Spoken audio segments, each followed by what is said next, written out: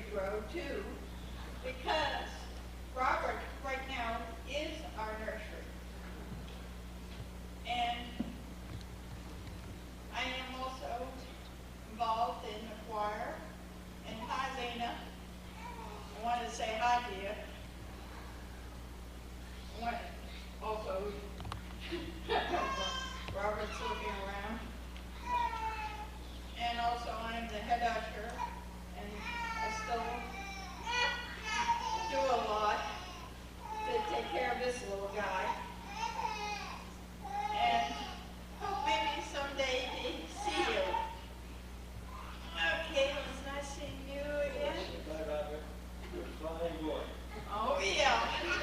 The handball. Let's give a big hand.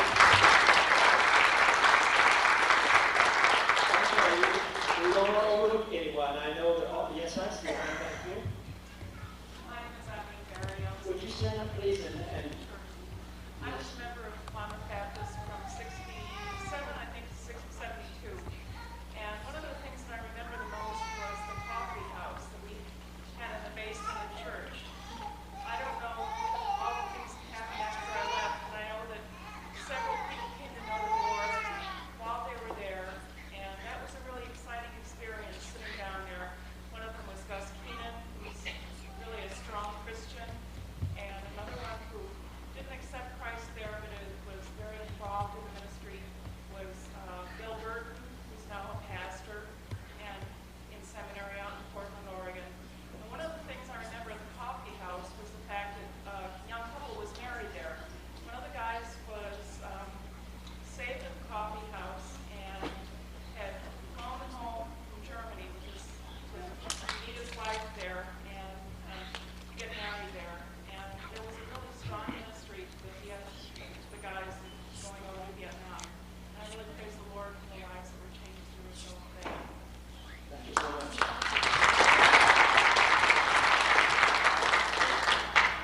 Frank Shore and Kathy Wadlow. I'll never forget that wedding. It was a great experience. Someone else, right quick. Yes, David. My name's David Shackleford. David, we can hear you better because anybody drive as far as you did, we won't let you hear what you said. David Shackleford. When I first knew him, he was 19, about that big of that. I liked being able to say that Brother Hare had more hair, but he didn't. My name's Dave Shackleford. In 1970, I had the privilege of serving under our home mission board. I still have the card. As a student summer missionary, I was a student at the University of Arkansas. And I kept my little ID card that the home mission board gave me. I was originally scheduled to go to a church in Pennsylvania.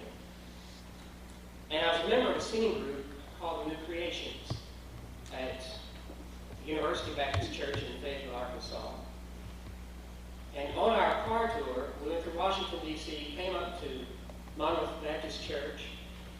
And when I went back to Fayetteville, I immediately contacted our home mission board and requested that I be sent back to Monmouth Baptist Church. The time was growing very short, but the home mission board very graciously honored my request. They reassigned me to Monmouth Baptist Church, and I spent 10 weeks of that summer of 1970 at the church. Now, I was raised in Forest City, Arkansas. I'm sure most of you know where that is, so but let me give you a little landmark. It's about 20 miles north of Marietta, Arkansas. Actually, we're about 40 miles west of Memphis, Tennessee. Maybe you know where that is. But that is not just the Bible Belt. That's the buckle on the Bible Belt down there. And when I came to Monmouth Baptist Church, I'd already surrendered my life to Christian service vocationally. And I felt a sense of a call from God in mission service.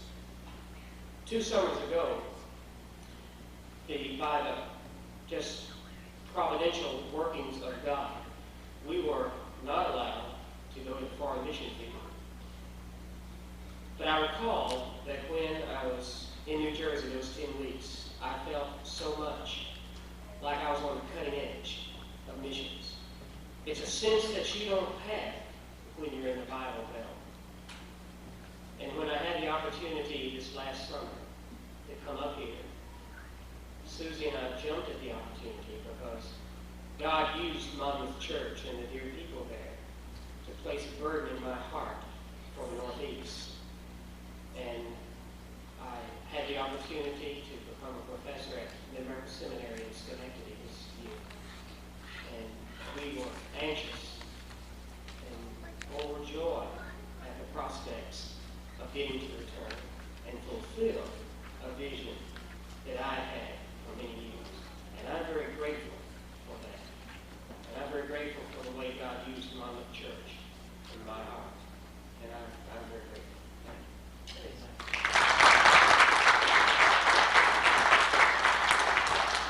Okay, you want to right quick? Go it once? Go it twice? I see a hand way over the back. David? I'll stay back here. Linda and I, my wife David, and I, Kroeze, for the camera sake.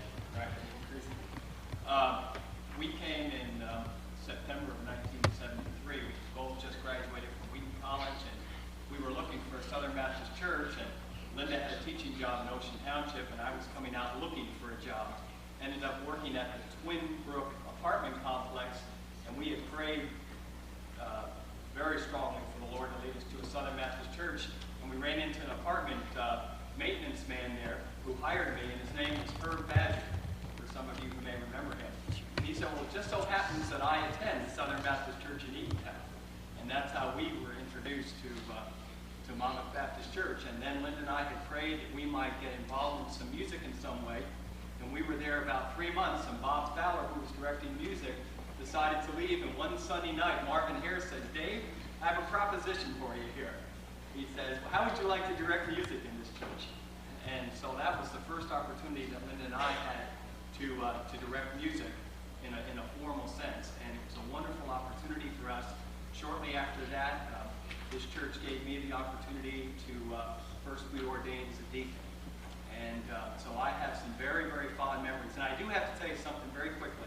For about a year there, Bob Brown, every single day, said to me, are you and Linda pregnant yet? He kept saying that for a year. And finally, the 1 week that we finally got the news, after we had lost several babies, we finally got the news. And Linda and I came to church that morning. We say, are we going to shock Bob Brown? And he didn't say a word to us. First time in 52 weeks, he didn't say a word about us. But let me just say this in closing, that in our correspondence... Oh, really asked her, what should I ask? How did you know? Bob and Martha Brown, we've been corresponding with them over the years, and this is a godly couple, and they have served the church well for many, many years, and we just love them very much. And in this time, I know that you all have been going through. Bob has continued to demonstrate the tremendous leadership that the Lord has given him. And, we're just so pleased with you and Martha so much for the work that they do. And just remember that in our weakness, He is strong, and His strength is made perfect in that.